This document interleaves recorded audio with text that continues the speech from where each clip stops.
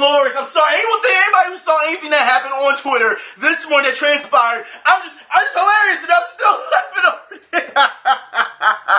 I'm sorry, but it's just too good. It's just, I feel like I'm glowing. I feel like I'm really glowing right now. I'm like this. I'm feeling really jazzed because we're back on this video game thing. So you know what? I'm gonna go old school with this one, okay? YouTube Nation, Main Event TV, aka Me TV, aka the Charging Star, aka the Summer of Salt. Especially what happened this morning, I'm just saying. I'm feeling good right now. And as you know, alright, we always start with the SJW bullshit, alright? I gotta talk about it a little bit. I'm not gonna spend too much time on it. So, let's get started real quick, okay? I wanna talk about SPJ Airplay that happened over the weekend, or should I say, because so many people caught feelings, SJW Airplay. You can't tell me that when you have your backs against the wall in a debate finally, that you call it a bomb threat. There's no way in hell you can get away with that. I'm sorry. And here's the funny part about this, alright? Because when SPJ Airplay finally deemed that Gamergate wasn't a harassment, misogynist or sexist cult or whatever, people got mad. That's right. Briana Wu, she, just let you know, Senpai notices you. Anyways, she, you know what? We're going to change the pronoun from she to what y'all said on Twitter, the Scumbag Steve. So, Briana Wu, Scumbag Steve, decides she is going to leave Twitter. That's right. She's going to leave Twitter. And it's what's hilarious about this is that this is the first time that these people have done this. For anyone remember, Ben Kuchera, Kuchera, whatever, he said he was going to leave Twitter. Came back. Arthur Chu said he was going to leave Twitter. What do? Come back. They always say they're going to leave, and then they come back. Why? Because they know if they leave Twitter, they are irrelevant. That's why. And I say this due to the fact that after the bomb threat, this is what Arthur Chu actually said.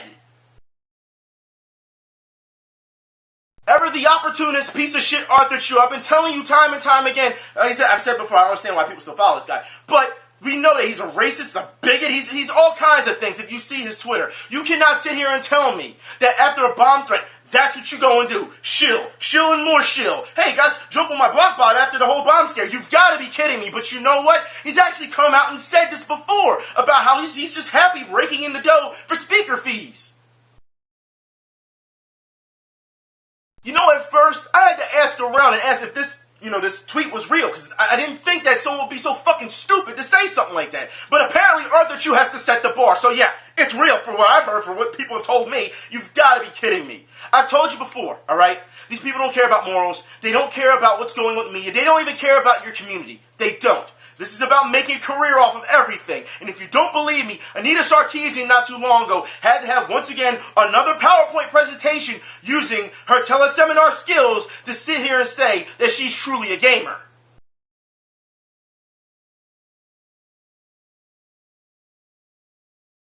So you're an expert on depicting women in video games. You're an expert now. That's what you want to say. It's the same way you used to call yourself a pop culture critic. Self-proclaimed, because the last I checked, there isn't a degree that gives you the title of expert. There's no such thing. See, you're just blowing smoke up people's ass again. And then you say it's a myth that you don't understand video games. I find that kind of funny, because this is the same Anita Sarkeesian that said, Mirror's Edge was too hard for women to play.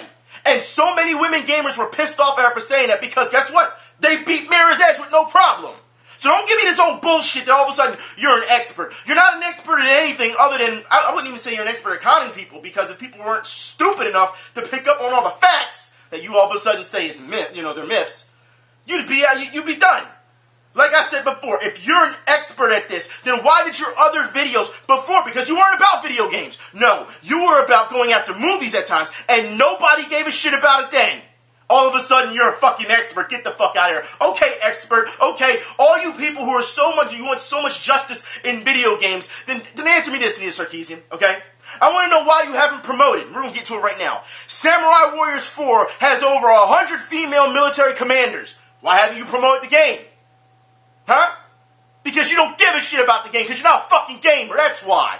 Anyways, let's move on. I want to talk fighting games. I want to talk about SNKs Future. Now, for those who don't understand what's going on, last week we talked about this, and, the company assured us that SNK would be in an okay spot with their games. Did they not? They said they won't give it the Marvel treatment and make movies, and they just plastered everywhere, cartoons, everything, to get the characters, the recognizable characters that we all know and love, would get more recognition. Did they not say that? Okay, well, there's more news. There's an update. And you know what? As someone sent to me not too long ago, what they said in the comment section, the dream is dead. The dream is dead. And I explain this. Because SNK says that the future, what they're focusing on right now, is pachinko machines.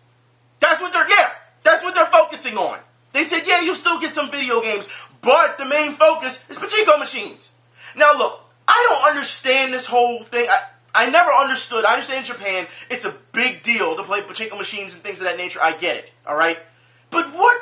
You're thinking way too fucking small. And once again, you're thinking, at home first. And we just saw not too long ago, developers come out and say, the base is shrinking in Japan, so we do have to, broad out to the West. We have to localize. We have to make it good. It's not just about catering to the Western gamer, as in making shooters and bro shooters and things of that nature, but it's about localizing the stuff that you already have. That's what fans have wanted. Now you're telling me that your plan is to go to pachinko machines?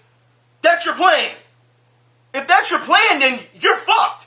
You are fucked. And you know what? And people, ever since that came out, like I said, link will be in the info bar, but ever since that came out, people are very upset. They're saying, stop with this already. Give us another Fatal Fury. Give us another Samurai Showdown. Give us another King of Fighters. What are you waiting for? This is what I've seen in comments. And it's absolutely ridiculous. I like this. The backlash from the gaming community from this article that I've seen all around the internet, everyone's in agreement here. There's no reason for this. And yet, this is the way you want to carry business. Oh yeah, sure, we'll give you some games, like it was like an afterthought, you know what I mean? But the real thing, what we want to do is these machines. That's sad. Very sad. I may have to say rest in peace, SNK. I may have to. I'm close to it. Terry Bogard, that just great staff of characters, world heroes, and you're doing them no justice by making fucking pachinko machines. You're just not. Anyways, in more fighting game news, sad. Jam has been announced for Guilty Gear, Revelator. That's right. So for anyone interested, link will be in the info bar. Also, Street Fighter V. We gotta talk about the Street Fighter V's PS4 beta. As we know, it crashed, it failed for a while. Is now partially back up. That's right. So anyone who's going to try to get into the beta, you can. It has been reported since, I believe, last week, after I did the video, that gamers are having luck getting matches connecting online. So, getting matchups. So I would say if you're really interested in Street Fighter V beta, by all means, try to get back on and see what happens. Some of you guys over the weekend, I believe, messaged me and said you got on. You actually sent me pictures of you getting back on and into a match. So we'll see what happens there. Also, in more Street Fighter V news, I shouldn't say just Capcom news in general. Capcom announces dates for the Capcom Cup Tournament, which, if you're interested in it, the link will be in the info bar for the dates, okay?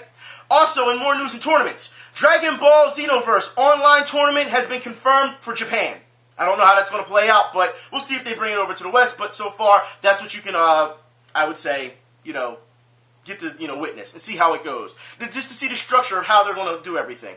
Also, in Wii U news, that's right, Nintendo.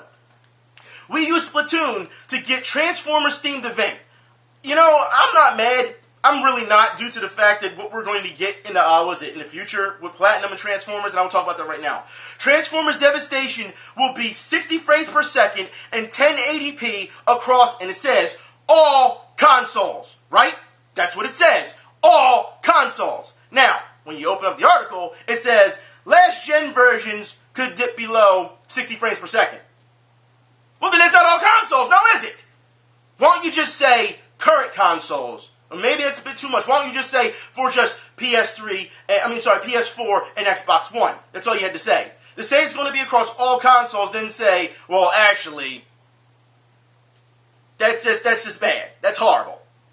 I mean, will it stop me from buying a game? No, because frames per second, no. Certain games you need it for, you definitely need it for, but other games you really don't. We don't know what Platinum is going to do yet with this. So I will reserve judgment until I see more on this game.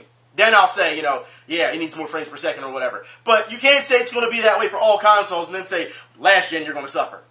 Then it's not all consoles. I'm just saying. When you say all consoles and it's available for all consoles, all those consoles should have it. Just saying. Anyways, let's move on. Dead or Alive Extreme 3. That's right, for those who don't know, could still come to the West if there's enough demand.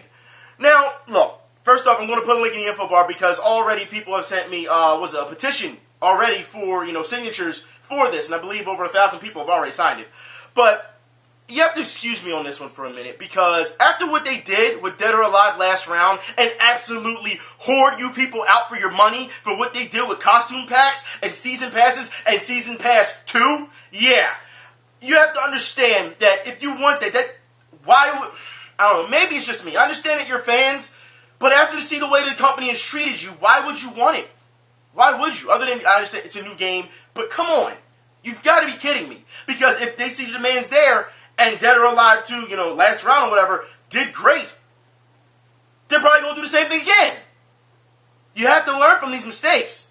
You let them know, look, we want this game, but we will not take, this sort of treatment what you did last time. That should be in the clause. That's what it should be. You should let developers know, we do want this game badly, but you're not going to fuck us. And if they decide to try to fuck you, well then guess what? No sale. Let them know. It's not just about wanting the game at times. Sometimes you got to talk to them and let them get in their ear. That's ridiculous. And it's not just the developer. We have to understand they play ball with the publisher. Publisher lets them know what's going on. Developer says, okay. So both are still guilty, but you should know by now. Anyways, let's move on. Resident Evil 2. I want to talk about this real quick. The remake has been abandoned at the request, the fan-made version has been abandoned by the request of Capcom. Now, a lot of people are very upset about this, and I understand why. And it's not for the reason that you think, because Capcom has invited these developers who were making the remake, they've invited them into Capcom so they can kick around ideas. We don't know if they're going to steal ideas, we don't know if they're going to give them any credit, but a lot of people are saying, well, the fan remake would have been free, as opposed to what Capcom is going to charge you for this remake. That's the big gripe right now, why people are mad about the fan remake going down, okay? Not to mention, we don't know if Capcom's going to pull Resident Evil 4 remake, HD, and then people got to go back, the fans themselves have to go back and clean it up. So, there's so many reasons on why people are upset, and it's understandable why they are upset, okay? Now, let's move forward. Phantasy Star Online 2. We talked about this, I briefly mentioned it last week, and said, Sega, where's it at? Well, here we go. Phantasy Star Online 2 will be heading to PS4 in 2016, and the demo for it will be at this year's Tokyo Game Show. So, fans of, first off, I know fans are saying, they're not saying thank you, they're saying, it's about damn time. I understand. But if you want to see more on this, like I said, Tokyo Game Show, there will be a demo for it. I believe it will be playable, just to let you know, okay? So, keep your eyes peeled on that. Also, Kingdom Hearts news. Kingdom Hearts 3 will have Big Hero 6 World. So, for those interested in that, like I said, Kingdom Hearts 3, we'll see what else they're going to give you, alright? We'll definitely see what else. Also, Final Fantasy VII, that's right, we got to talk about this. Final Fantasy VII side-scrolling beat-em-up, that's right. Fan-made game has come out not too long ago, and you know what? It looks amazing. I cannot believe, it brings me back in the days of Chrono Trigger, and anyone remembers what we're talking about. You know what? If you don't remember what I'm talking about, this is what the game looks like.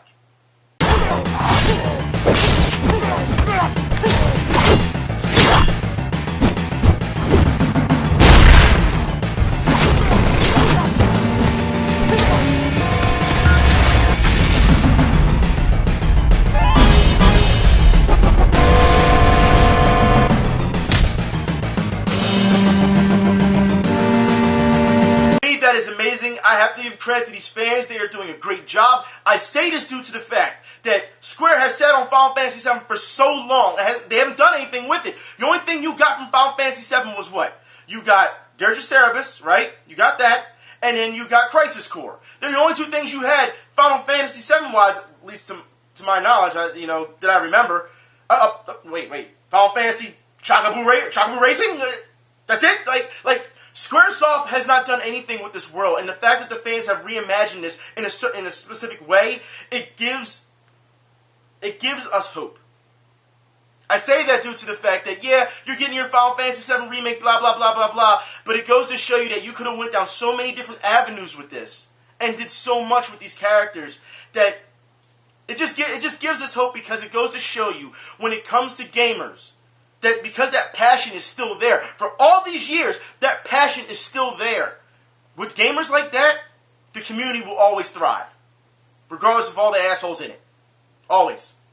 Anyways, I want to move on. I want to talk about Sega. I want to talk about Crazy Taxi. That's right, but those who don't know, alright? Former Sega Australia employee shares Crazy Taxi 4's pitch. And I want to talk about this because their sketches, linking it, will be in the info bar. It says there isn't much to show, but it does indicate the idea of passengers jumping between taxis. So, while moving taxis are going, customers are jumping from taxi to keep moving. I don't understand why this hasn't been done. Like, this is just, like, that's crazy. To me, Crazy Taxi 4, it really should have happened. Even in the comments, people are saying Crazy Taxi 3 was overlooked, but it was kind of meh. It was underwhelming, but it was overlooked, and I have to agree. It really was overlooked. Still, the original Crazy Taxi, for me, is still the best. But you know how people are. Anyways, Deus Ex, I want to talk about this real quick. Deus Ex Mankind Divided's boss fight can be won by combat, stealth, or conversation. That is interesting, and I say it only because the conversation part. Because I would love to see Jensen try and keep talking with these bosses and see if you can get out of it. And when this comes out, I would not be surprised to see gamers try to do an all-conversation run. I would love to see that. Because if it can be done, then you know what? It goes to show you that there are many other avenues you can use other than head-on brute force. Yeah, we've seen stealth. We've had games that strictly focuses on stealth. But games that focus on conversation to talk down your bosses, that's something we haven't seen in, I would say quite a while. I would say that. I believe the original Persona you could do that. You can talk down some adversaries, I don't know, bosses. You can talk down some adversaries, some security guards, and you can even lie in the process to get them to believe you. So it's something that I think that brings another, option to the table that gamers have been missing. I really feel as though, not everything has to be solved with, head-on physical, oh, it's a big boss, let me shoot it down. It doesn't always have to be that way. And it's very interesting to see that they brought that avenue to the table. I'm very interested. Also, let's talk about this real quick. Windows 10. Windows 10 sniffs out and blocks pirated games and hardware. Now, I want to get this article up real quick because we need to talk about this part, okay? It says, we may automatically check your version of software and download software updates or configure changes, including those that prevent you from accessing the services. It says, playing counterfeit games or using unauthorized hardware or peripheral devices. This is the big part that bothers me. You ready? You may also be required to update the software to continue using the services. Now, doesn't say if it's continuing the process software for Windows 10 or the software updates for these so-called pirated games or, pirated whatever programs. Now look, let's be honest here. Students that are in college, okay, when you have projects and things to do, you don't have the money, of course, unless you rack up bills and financial aid and things of that nature. You don't have the money to keep buying OSs, and you don't have the money to keep buying programs that are hundreds and hundreds and hundreds of dollars. Hello there, Photoshop. It goes to show you, especially your Dreamweaver, things of that nature, like, when you need all these things for your classes, the thing to do was, hey, if a friend has it, can you copy it for me? Can you get this copy for me so I can do my work and actually pass and make it out of this class? You're asking people, something tells me they didn't think about this, you're asking people to spend more money than what they really have. That's what you're doing. You're helping put them in debt, I should say. That's what you're doing. That's crazy. And as for pirated games, let's be honest here, alright? I've seen a number of gamers say, you know what? If I didn't pirate the first game of this company, I would have not become a customer in the future. So they probably pirated the first game, said this game was quality, and could trust them, and from there on out, bought the rest of their games. Because they didn't know. However, some people will say, well, that's wrong to begin with. You also have to understand there are games these days that aren't available. You can't get them. The only way to get them is by ROM. So it goes to show you, or emulator. So if you download an emulator or ROM, you want to say, well, you can't play this game because Windows 10, won't let you. Windows 10 has had a number of problems, as we've already seen before, with security issues and snooping, but this one I feel as though is just absolutely ridiculous. There are people out there, like I said, what really bothers me is kids going to college and having to pay hundreds of dollars for these programs that they can't afford, And then, like, that bothers me the most. I think Microsoft's getting a bit greedy there. But once again, we know that Microsoft has been on this whole spy kick for quite a bit. We know that.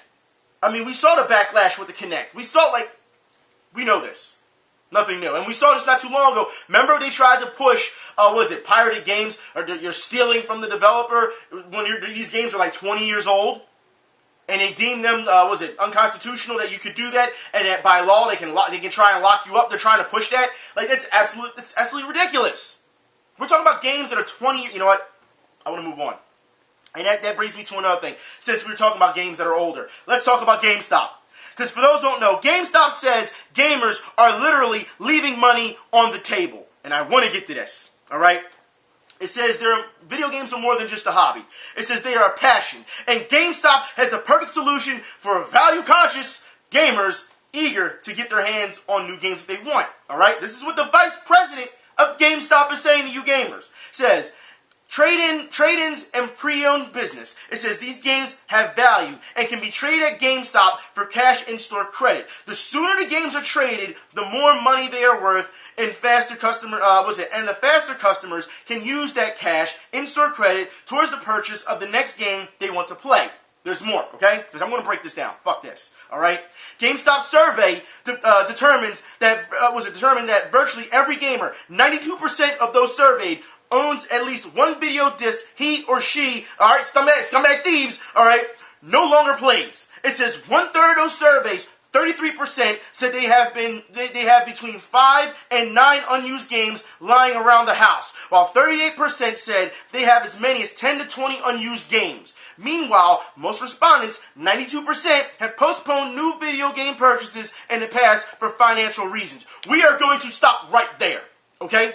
First off, fuck you, GameStop, all right? Because as far as I'm concerned, this article really didn't need to be written due to the fact that we know that GameStop wants you to bring in your games as fast as possible and give you as little as possible. Now you're going to say that we need to push this microwave gaming point where, we shouldn't, bother buying this game. That's pretty much what it is. Don't bother buying the game at this point. Because what you're going to do is you're going to give us possibly 10 to 20% of what the game is worth when we trade it in. Then you're going to mark it up possibly 40% so that you can sell it to someone else. We're not fooled. And we have games that are laying around that are unused. Guess what? It's called a backlog. That's what it's called. And it's called being a collector as well. I guarantee you have games from 20 years ago still here that I haven't played in a very long time. Doesn't mean I'm going to trade it in. By the way, GameStop, how's that old stuff going on for you? All the old games that you wanted to bring back that you were marking up 60, 70, 80 fucking dollars. How's that going for you? The fact is, people, you have to understand, GameStop is one big hustle. That's all they are. And to say that you gamers are leaving money on the table, no. If anything, you're losing money if you give it to them. I understand if you say, look, I am tired of this game, fuck this game, that's different. Because then you were voluntarily willing to say, okay, look, I'm done with this. I'm never going to, I can't stay in this game. That's different. You get what I'm saying? There are some, situations I can understand if you want to trade in. But when you have companies, as we know, 3 to 6 months, they can cut off online play. And if you keep your game for 3 to 6 months and you're only playing online and you don't, you're done. And then you go to trade in to GameStop, we'll give you about $15 for it. Then they'll mark it up. That's what they do. Like I said, if you want to be a smart consumer, understand how the process is done, not just willingly give it to them. What they're saying right here, this is peer pressure. They're calling you fucking stupid. That's what they're doing. If you really want your value, you gotta get it as fast as possible. Come on, rush that game. That's what they're doing. They're pushing you. They're peer pressuring you. Because you're not cool if you don't have the latest and greatest game. Fuck you, GameStop. Anyways, let's move on. Seriously, that pisses me off. But you know what? Even more things piss me off. It's even worse. War Thunder producer is fired after blackmailing YouTuber into signing a contract. That's right. So, let's get into this. Oh my god. Alright. Reports from multiple Russian blogs state that the Russian YouTuber, Fedorov, got into a bit of a quarrel with Gaijin Entertainment over his coverage of the game and the ownership of the channel. Producer Pavel, Kulitkov had, Fedorov's channel taken away from him. okay? It says, citing copyright infringements and tried to coerce the YouTuber into signing a contract with an NDA and an agreement to only produce positive videos on War Thunder. Okay? It says that any breach of this supposed contract would have been a penalty up to $10,000 for each contract breach. Fedorov was further pressured to the point of blackmail with statements such as, sign the contract or you will not get your channel back. Now this producer was fired, okay? It says in a transcript of the YouTuber's conversation with the producer, it says he admits that the channel was not blocked for copyright infringement, okay? It wasn't blocked, but the purpose of legally binding Fedorov via contract. So on the War Thunder forums, however, he stated the opposite. Of course, they, try to state the opposite, but those transcripts are out there. This is fucking ridiculous. All because of positive coverage. And you blackmail the guy by saying you'll get your channel back if you sign this contract. This is the hardball that companies are playing now with YouTubers. This is why I keep saying the YouTuber, when it comes to YouTube, they don't protect their partners. Yet they can spend millions upon billions of dollars, to buy out, or try to buy out Twitch or whatever. This is the problem that we have right now. So while you see all these YouTubers who are like, it's money, we can get on board with these contracts, you have to understand these companies will try and get the best of you every time. Did we not see, a couple years ago, Machinima was trying to lock people into 10-year contracts. It goes to show you have to be very careful on here. Especially if you want to be big, famous YouTuber, blah, blah, blah. You have to know your ins and outs. This is another reason why I would say, if you're going to do this for fun, don't do it for fucking money. This is ridiculous. But the fact that these companies are doing this now, and we've seen it in the past, when a game comes out, and, a lot of gamers say, hey, look, we don't like this game, and then they have go-to guys on YouTube to say, push this positively, push it. And then you find out the sons of bitches didn't even play the original versions of the game before this one. Don't even get me started. Like I said, it is a hustle. Understand, this is why I keep saying time and time again, when it comes to ethics, you have to really start looking at these guys. Like I said, there's a lot of pieces of shit on here. There really is. All because of money. But let's beg on your Patreon for more money, right? Get the fans involved. Fuck out of here, man. Anyways, let's talk more about something good, okay? Let's talk something good, all right? And I promise for the rest of this, it'll be good and iffy, okay? From here on out. So, let's talk about Gears of War. That's right. Gears of War 4, now I know a lot of people were mad about Halo not having split screen. Gears of War 4 will have split screen multiplayer. Okay? It has been confirmed. So just letting you know. Okay? So if you're a Gears fan, you don't have to worry about that. Okay? Also, talked about last week with Tetris. Now, look, with Tetris, we saw that, I said that, at the end of the video last week, that it may be helping with PTSD. Did I not say that? Well, there's more reports that have come out now. It says that Tetris could help, could help reduce cravings and addiction. That's right. So let's get into this because I want to talk about this. For me, it's kind of tough because you have to understand. The article is talking about how every time you have a craving or addiction, you should play Tetris because it distracts you from that craving or addiction because your brain is at work. And while that sounds like a positive thing, you have to understand that that becomes an addiction as well. So you're trading addictions. It's almost like people who stop smoking and start eating a lot, and then they gain a lot of weight. You're trading one vice for another. That's what you're doing here. So every time you have a craving or whatever, you're sitting here thinking, okay, I need to go play Tetris. My brain is at work. I'm not thinking about eating or doing whatever else, whatever craving or addiction that you have. But then, what happens if you become addicted, and as we've seen, to video games? Then it's a whole different story, isn't it? This is why it's a little iffy for me. Even though it sounds positive, I kind of still question what's going on here. And there's more news, because studies, that Tetris could help patients cope with PTSD. So let's talk about that in this article, all right? There's one part that, and they pretty much say the same thing about cravings and addiction, because for those who understand how PTSD works, PTSD is something that people suffer from so much in a tragic event that they constantly relive it, okay? So they constantly have the same remote. You'd be amazed when you see people go through PTSD, and it doesn't just have to be soldiers, okay? You can get PTSD from other traumatic events, all right? And I'm not talking about people getting on Twitter and calling you a bunch of names and all of a sudden you're triggered. No. We're talking traumatic events like people being raped or being robbed or things of that nature, okay?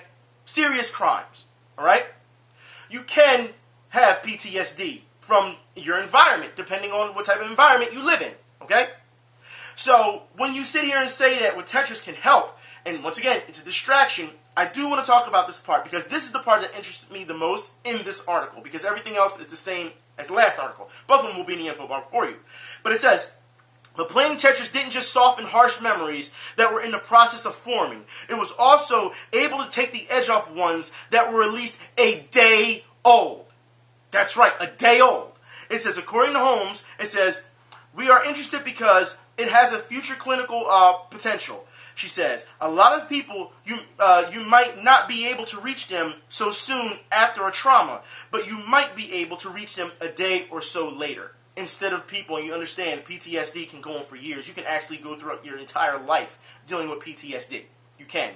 It impairs your judgment. It impairs... PTSD is a very serious thing. That's all I'll say. Okay? So, while that, to me, is very interesting, a day, like, if you're getting those type of results by the days, we're not talking years, we're talking by the days, I would need to see more on that. I still question it due to the fact that it's the same motive as cravings and hunger, because, it helps you lose weight and all this, because you're not eating, you're playing Tetris. I didn't think that there need to be studies for this to say, hey, if I'm busy doing something else, I'm not having cravings. Just like if you're having cravings or whatever, you can go work out and you lose that craving because you're too busy doing something else. You still lose weight, but you get what I'm saying. It's really interesting to hear that, Tetris can help that closely in days. So like I said, I would love to see more on that, but we have more news. Doctors may soon prescribe video games. That's right. They make it prescribe. Now, here's the thing. All right, in the article, you have those who are for it, and you have professionals who are against it. Because let's be honest here, video games are an escape from reality. But when they start talking about brain-training games, it's a whole different story. Because as we know, it keeps the mind sharp. Now, of course, the people who are against this love to talk about how, it releases endorphins, and that's what gets your brain going, and that's what you're so excited. And then we see studies of, well, video games make you angry and things of that nature. So as far as I'm concerned, if doctors can start prescribing video games, which I feel, to me, I don't feel I don't feel that's called for. I don't think you need a professional to say, hey, sit down and play a game. I don't think that's called for. But you know what? I would rather them do that than say, here, take all these pills, and you'll be fine. You know what I mean? But if doctors really do get this, and prescribe this, mind you, these studies, they're talking about, especially with doctors, they're talking about this may be years in the making for all these studies and, and getting, an actual legit, from the FDA to do this. So, and for those who don't know what the FDA is, it's the Food and Drug Administration here, okay? But you have to understand that this is something that is very, very, not only difficult, but also it's very dangerous. It's very dangerous. Because then you would need gaming experts, I guess you would go and get an Ian Sarkeesian, gaming experts to tell you what type of game that said person needs, said patient needs. If that's the case, if we're going to start prescribing video games, then we can start prescribing movies. Where does it end? That's what I'm saying. It's like, for me, it's just, I'm still, even though it all sounds good on the surface, listen, always question what's going on, man. Always. Because you need to see more. Personally, I need to see more on this. But right now, what we have on the surface, the positive coverage, I'll take it. I'll take it. Video games and its community has been through hell. And every little bit of positive news, I'll take. Every time. Because you can't just sit here, especially like me, doing these videos and just see nothing but shit. You know what I mean? Like, that gets you nowhere. And once again, what are you seeing? In the beginning, all they do is make things worse. I haven't seen one fucking positive thing from them yet. Not one. Not one. It's just ridiculous. Like I said, between companies acting like idiots, we do this every week. SJW idiots acting like idiots. And gamers, like what I've seen this morning, gamers acting like a fucking, oh my god. Anyways, I'm just saying, this is something that you have to be very careful of. And within all the fray of all this chaos, there has to be some positive news. There has to be. Because that's absolutely ridiculous that we cannot sit down as a community, talk things out, you know what I mean, without people getting all offensive and anything, especially on this issue when it comes to PTSD and cravings and curbing cravings and hunger and, you know, wasn't the thing is you sit around too much and you played video games and you ate and you got fat. Now you're saying, okay, well, if you want to lose weight, sit and play video games.